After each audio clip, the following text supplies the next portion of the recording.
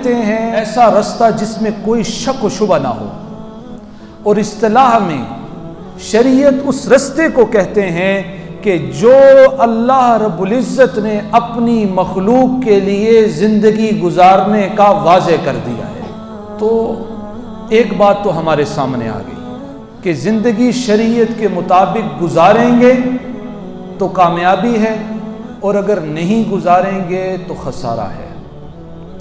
فطرتی طور پر انسان لالچی ہے، اسے کسی چیز کے لیے منوانے کے لیے اسے اس کام کے کچھ فوائد بتانے پڑتے ہیں۔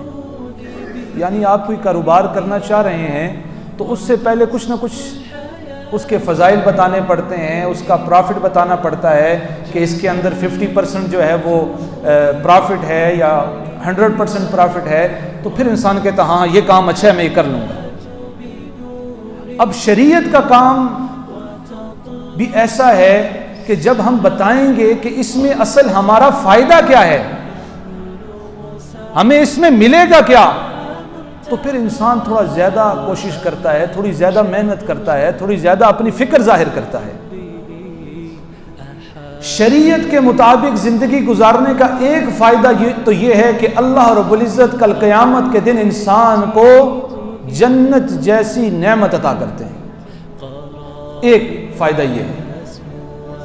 دوسرا فائدہ، جو شخص، جو لوگ، جو جماعت، جو تنظیم اپنی زندگی کو جناب رسول اللہ صلی اللہ علیہ وسلم کے طریقوں پر لے آتی ہے تو پھر اس شخص کی آخرت تو بنتی ہی بنتی ہے، ساتھ ہی ساتھ اللہ ان لوگوں کی دنیا بھی سنوار دیتی ہے۔ کس طرح کی سنورتی ہے؟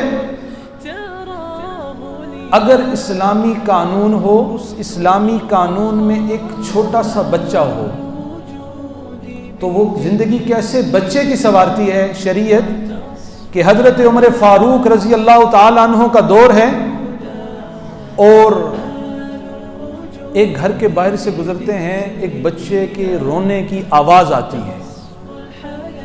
خلیفہ وقت ہیں، یہ سوچتے ہیں کہ بچہ ہے، کسی بات پہ رو رہا ہوگا، آگے چلے جاتے ہیں۔ کچھ وقت گزرتا ہے، اسی رستے سے واپس پلٹتے ہیں تو بچہ پھر رو رہا ہوتا ہے۔ حضرت عمر فاروق رضی اللہ تعالیٰ دروازے کو کھٹکھٹاتے ہیں اور کہتے ہیں عورت سے کہ بچہ کیوں رو رہا ہے؟ عورت اندر سے جواب دیتی ہے دراصل مسئلہ یہ ہے کہ اسلامی قانون کے اندر ایک شک ہے۔ شک یہ رکھی گئی ہے کہ جب بچہ ہوتا ہے 2 سال کا تو اس کا وظیفہ جاری کیا جاتا ہے۔ اب یہ بچہ چھوٹا ہے، اس کی عمر 2 سال نہیں ہوئی، ماں کہہ رہی ہے تو میں چاہتی ہوں اس کا وظیفہ جاری ہو جائے، اس لیے اس کو کھانے پہ لگا رہی ہوں، اس کو روٹی پہ لگا رہی ہوں۔ تو حضرت عمر فاروق رضی اللہ تعالی ایک دفعہ کانپ جاتے ہیں اور عورت کو کہتے ہیں کل مسجد نبوی کے صحن میں آ جانا اور کل سے اس بچے کا وظیفہ میں جاری کر دوں گا، اور ساتھ ہی ساتھ اپنی ذات سے مخاطب ہو کر کہتے ہیں کہ عمر تو کیسا شخص ہے، آج تک تو نے کتنے بچوں کو رلایا ہوگا۔ اسی دن قانون بدل دیا کہ جو بچہ جس دن پیدا ہوگا اسی دن سے اس کا وظیفہ جاری کر دیا جائے گا۔ یہ شریعت ایک معصوم بچے کو تحفظ دیتی ہے۔ اسی طرح ایک غلام کی بات کرتے ہیں، غلام کو شریعت کیا طاقت دیتی ہے، کیا شریعت جو ہے تحفظ دیتی ہے۔ حضرت عمر فاروق کا دور ہے، بیت المقدس کا سفر لاحق ہے، ایک خادم اسلم ساتھ ہے، شہر سے نکلتے ہیں تو حضرت عمر فاروق اپنے خادم سے کہتے ہیں یار سواری ہمارے پاس ایک ہے اور جانے والے 2 ہیں، تو ہم ایک اصول، ایک ضابطہ بنا لیتے ہیں سفر کے لیے۔ ضابطہ یہ ہے کہ ہم جا رہے ہوں گے تو پہلے سواری میں یہاں سے لے کر وہاں تک میں سوار ہوں گا، ایک مقام کا نام دیا، کب وہاں سے لے کر ایک دوسرے مقام تک آپ نے سوار ہونا ہے، اور آدھا راستہ جو باقی کا راستہ ہے وہ ہم پیدل چلیں گے تاکہ وہ جو جانور ہمارے ساتھ جا رہا ہے اس کے اوپر بھی بوجھ نہ بنے. یہ ایک اسلامی ریاست ایک غلام کو تحفظ دے رہی ہے. اور پھر اس پر عمل کیسے کیا؟ جب بیت المقدس قریب آیا تو خادم نے کہا حضرت ٹھیک ہے باری میری ہے، لیکن مسئلہ یہ ہے یہ لوگ آپ کو دیکھیں گے کہیں گے کہ خادم جو ہے وہ اوپر بیٹھا ہوا ہے اور مالک نے مہار پکڑی ہے، تو یہ سب لوگ مجھے تانے دیں گے. تو حضرت عمر فاروق رضی اللہ تعالیٰ نے فرمایا نہیں، جو قانون بنا دیا گیا اب اسی پر عمل ہوگا. اور پھر خلیفہ وقت جب بیت المقدس میں داخل ہوتا ہے، ہاتھ میں اونٹ کی مہار ہے اور خادم جو ہے وہ اونٹ کے اوپر بیٹھا ہوا ہے. تو یہ شریعت ایک غلام کو تحفظ دیتی ہے. اب دل میں بات آتی ہے کہ یہ تحفظ صرف ہو سکتا ہے مسلمانوں کے لیے ہو؟ نہیں، شریعت کفار کو بھی تحفظ دیتی ہے. حضرت عمر فاروق رضی اللہ تعالیٰ کا دور ہے، بازار سے گزر رہے ہیں، ایک بزرگ کو مانگتے ہوئے دیکھتے ہیں. اس بزرگ کے پاس جاتے ہیں، اس بابا جی کے پاس جاتے ہیں اور کہتے ہیں بابا جی آپ کیوں مانگ رہے ہیں؟ ہم نے اپنی نظام خلافت کے اندر، نظام شریعت کے اندر کوئی اس طرح کا جھول نہیں رکھا کہ کسی کو مانگنے کی نوبت آئے. تو آپ کیوں مانگ رہے ہیں؟ اور ہم نے تو بزرگوں کے لیے وظیفہ باقاعدہ جاری کر رکھا ہے، تو آپ کو تو مانگنا نہیں چاہیے.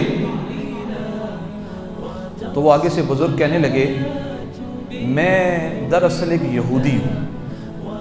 میں کون ہوں؟ میں ایک یہودی ہوں، اور مسلمانوں کا قانون یہ ہے کہ سال کے بعد وہ کفار سے جزیہ لیا کرتے ہیں. اب میں اس قابل نہیں ہوں کہ میں کچھ کما کر وہ پیسے آپ کو ادا کر سکوں، اس لیے جب وہ جزیے کی رقم پوری ہوگی تو میں اپنے گھر چلا جاؤں گا. تو حضرت عمر فاروق رضی اللہ تعالیٰ نے اس یہودی سے کہا، حالانکہ اس وقت جو ٹیسن تھی مسلمانوں اور یہودیوں کی بہت سخت تھی، اختلاف بہت سخت تھا. وہی یہود جنہوں نے جناب رسول اللہ صلی اللہ علیہ وسلم کو نعوذ باللہ شہید کرنے کی کوشش کی، قتل کرنے کی کوشش کی، اس کے باوجود حضرت عمر فاروق رضی اللہ تعالی اس یہودی سے کہتے ہیں کل مسجد نبوی میں آ جانا. مسجد نبوی میں دوسرے دن اس یہودی کو بلاتے ہیں، اپنی شورا کو سامنے بٹھاتے ہیں اور شورا سے کہتے ہیں کہ یہ کتنی انصافی کی بات ہے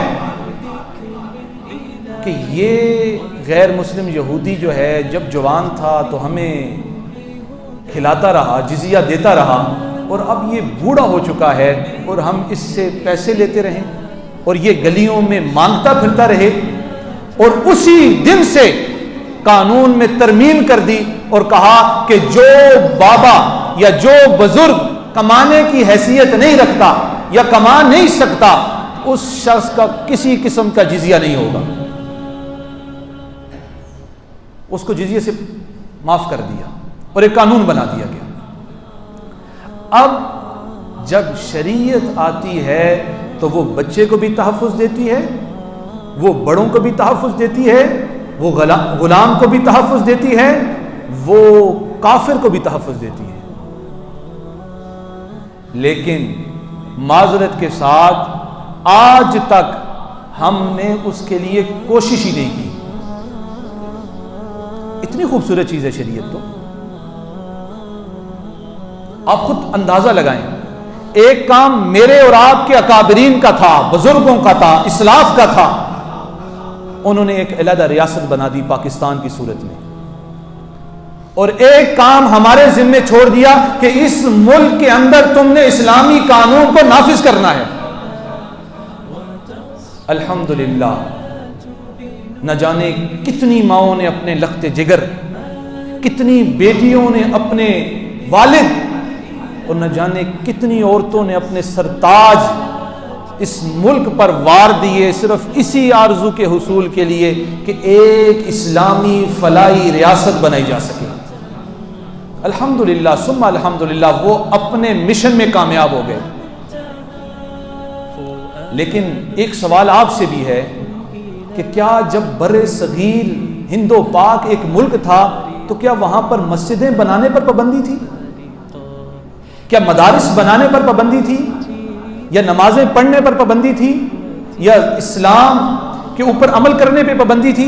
نہیں، ایک مسئلہ تھا کہ قانون اور شریعت اسلام کے مطابق نہیں تھی، اور قائد اعظم محمد علی جناح رحمت اللہ علیہ نے فرمایا کہ میں ایک ایسا ملک بنانا چاہتا ہوں جہاں پر مسلمان اسلامی اصولوں کے مطابق زندگی گزار سکے۔ اور بڑی معذرت کے ساتھ آج بھی ہم اس مقصد کو حاصل نہیں کر سکے، اس مشن کے اندر کامیاب نہیں ہو سکے۔ تو ایک کام تو یہ کرنا ہے جناب کہ جو ہمارے بڑوں نے جہاں پہ ادھورا چھوڑا تھا اس سے آگے لے کے چلنا ہے۔ ادھورا کہاں چھوڑا تھا؟ ان کی ذمہ داری تھی ایک ملک بنانے کی۔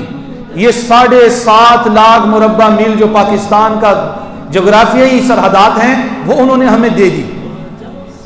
ایک ذمہ داری ہمارے اوپر چھوڑی کہ اس کے اندر تم نے اسلام کا قانون نافذ کرنا ہے۔ آج اتنا عرصہ گزر چکا ہے، ہم اس قانون کو، اس شریعت کو اس ملک میں نافذ نہیں کر سکے۔ آج کیا وہ ہمارے آباء و اجداد کی ارواح ہم سے مخاطب نہیں ہوتی ہوں گی؟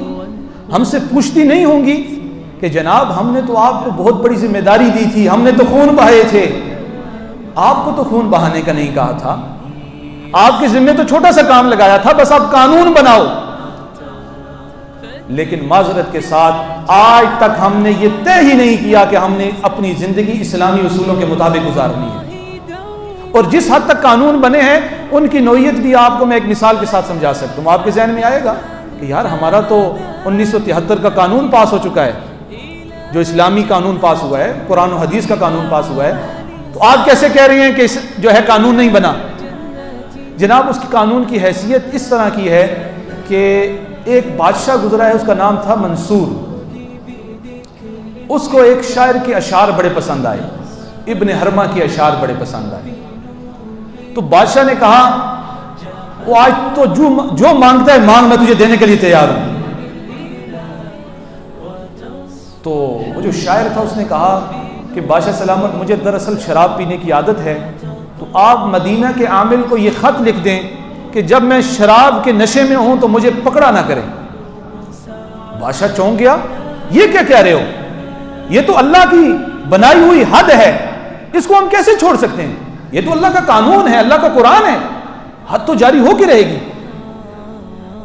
تو اس شاعر نے کہا بادشاہ سلامت میں تو آپ سے یہی مانگتا ہوں، اور کوئی چیز مجھے نہیں چاہیے۔ تو بادشاہ نے کہا چلو تیرے لیے میں ایک قانون بناتا ہوں۔ مدینے کے عامل کو بادشاہ وقت نے یہ تحریر لکھ کے بھیج دی، جہاں آپ کو ابن حرمہ شاعر نظر آئے نشے کی حالت میں، آپ اس کو پکڑو اور اسے 80 کوڑے لگاؤ، لیکن جو شخص اس کو پکڑ کے لائے اس کو 100 کوڑے لگانے ہیں۔ کیا قانون بنایا کہ ابن حرمہ کو جو دیکھے اور پکڑے تو ابن حرمہ کو تو لگیں گے 80 کوڑے، جو پکڑ کے لائے گا اس کو 100 کوڑے لگنے چاہیے۔ اب یہ قانون بن گیا۔ اب جب مدینے میں وہ ابن حرمہ گھومتا تھا تو وہ پولیس والے دیکھ کر چھوڑ دیتے تھے، کہتے تھے کون بے وقوف 80 کوڑوں کے بدلے 100 کوڑے خریدے۔ آج ہمارا قانون اس طرح کا بن چکا ہے، اسلامی قانون کی شکل تو ہے، لیکن اس قانون کو اتنا سخت بنا دیا گیا ہے کہ اگر کوئی عمل بھی کرنا چاہے تو الٹا اس کے لیے مصیبت بن جاتی ہے، الٹا اس کے لیے مسائل کھڑے ہو جاتے ہیں۔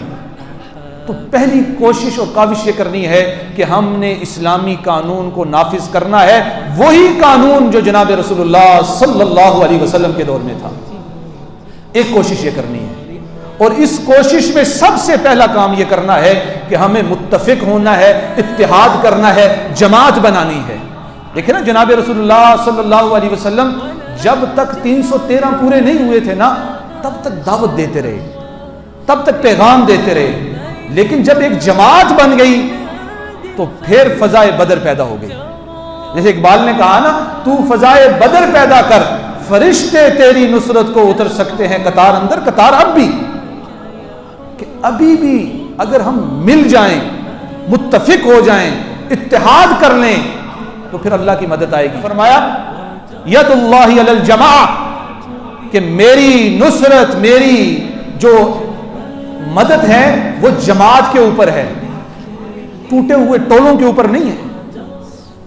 اگر آج ہم ایک جماعت بن جائیں، یہ تفرقہ بازی سے باہر نکل جائیں، اختلافات سے باہر نکل جائیں، انتشار سے باہر نکل جائیں، تو پھر وہ فضائے بدر دوبارہ پیدا ہو سکتی ہے.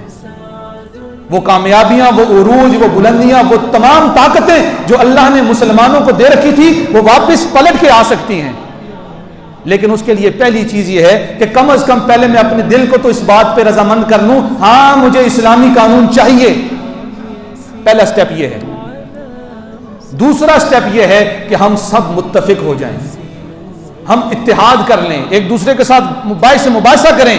یار ہمیں نظام چاہیے، ہمیں قانون چاہیے، ہمیں شریعت چاہیے، ہمیں جناب رسول اللہ صلی اللہ علیہ وسلم کے قوانین چاہیے.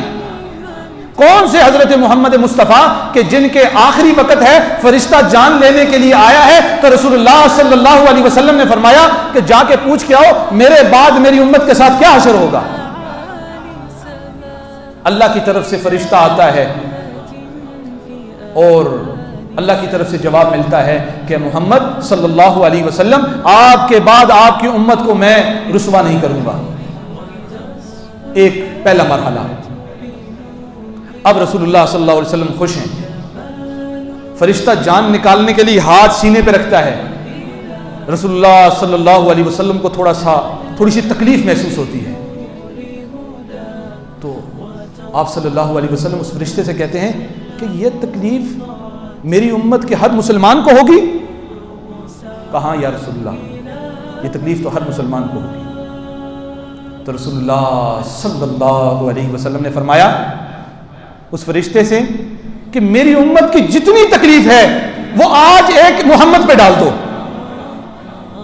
کہ جب میری امت کے کسی فرد کی جان نکلے تو اسے یہ تکلیف محسوس نہ ہو جو مجھے ابھی ہو رہی ہے. تو اس محمد مصطفیٰ صلی اللہ علیہ وسلم کی شریعت کو ہم نے نافذ کرنا ہے. اور یار دیکھو نا کتنی سنہری بات ہے کہ ہم تو نہ اپنی مرضی سے آئے ہیں نہ اپنی مرضی سے جائیں گے. ایک وقت ہم نے جانا ہے، ہم سے بڑے بڑے چلے گئے، ایسے لوگ چلے گئے کہ جن کی زمین پر 3 گھنٹے ٹرین چلتی رہتی تھی، ان کی زمین ختم نہیں ہوتی تھی، وہ بھی چلے گئے. ہم نے بھی جانا ہے، تو کیوں نہ اپنے آنے والی اگلی نسلوں کو ایک قانون، ایک ضابطہ، ایک شریعت دے کے چلے جائیں. ہم نے تو جانا ہے لیکن ایک نظام دے کے جائیں گے نا تو وہ آنے والی نسلیں ہمیں دعائیں دیں گی. اور قیامت تک جب تک یہ پاکستان جیسا خوبصورت گلدستہ سجا رہے گا تو محمد مصطفیٰ صلی اللہ علیہ وسلم کے قانون پر عمل ہوتا رہے گا. لیکن صرف کرنا یہ ہے کہ ہم نے تھوڑی سی محنت، تھوڑی سی فکر، تھوڑی سی کوشش کرنی ہے. تو پہلی چیز کیا ہے کہ ہم نے اپنے آپ کو اس چیز پر آمادہ کرنا ہے کہ ہمیں نظام مصطفیٰ چاہیے. اس کے لیے فکر کرنی ہے، سوچنا ہے، مذاکرہ کرنا ہے، ایک دوسرے کو سمجھانا ہے، بتانا ہے کہ یار نظام مصطفیٰ کے بغیر گزارا نہیں ہے. اور دوسرا کام یہ کرنا ہے، ایک تو اجتماعی ہے نا، ایک انفرادی کام ہے. اجتماعی کام کے لیے ہو سکتا ہے وقت لگ جائے، ایک دوسرے کو تیار کریں گے تھوڑا وقت لگے گا. ایک انفرادی کام ہے، آج سے یہاں پہ بیٹھ کے یہ طے کر لیں یہ جو 5 سے 6 فٹ کا جسم ہے اس پر تو آج کے بعد غیر نظام مصطفیٰ کے کوئی کام ہو ہی نہیں سکتا. یہ طے کر لیں کہ میرا اٹھنا، میرا بیٹھنا، میرا سونا، میرا جاگنا، میرا دیکھنا، میرا سننا، میری زندگی کا ہر معاملہ شریعت کے مطابق ہوگا. اور جس دن ہم نے یہ طے کر لیا وہ ایک چراغ جل گیا، خدا کی قسم وہ لاکھوں کو جلانے کی صلاحیت رکھتا ہے. ایک میدان میں چراغ پڑے ہوں اور سبھی بجھے ہوں، کیا ان سے کوئی فائدہ حاصل ہو سکتا ہے؟ اندھیرا ہی اندھیرا رہے گا. لیکن اگر ایک چراغ جل جائے، ایک روشن ہو جائے، تو پھر وہ لاکھوں کو جلانے کی صلاحیت رکھتا ہے. تو ہم نے وہ چراغ بننا ہے اور اپنے آپ کو روشن کرنا ہے اس فکر کے لیے کہ میرے نبی، میرے مصطفیٰ، میرے آقا حضرت محمد مصطفیٰ جس چیز کے لیے تڑپتے تھے، جس کے لیے فکر مند تھے، اس کو میں نے لاگو اپنی زندگی میں کر کے چھوڑنا ہے. اس کو ہم میں سے ہر فرد جب اپنی ذمہ داری سمجھے گا تو انشاءاللہ وہ وقت دور نہیں کہ جناب رسول اللہ صلی اللہ علیہ وسلم کا نظام اس ملک میں بلکہ اس دنیا میں نافذ ہو جائے گا.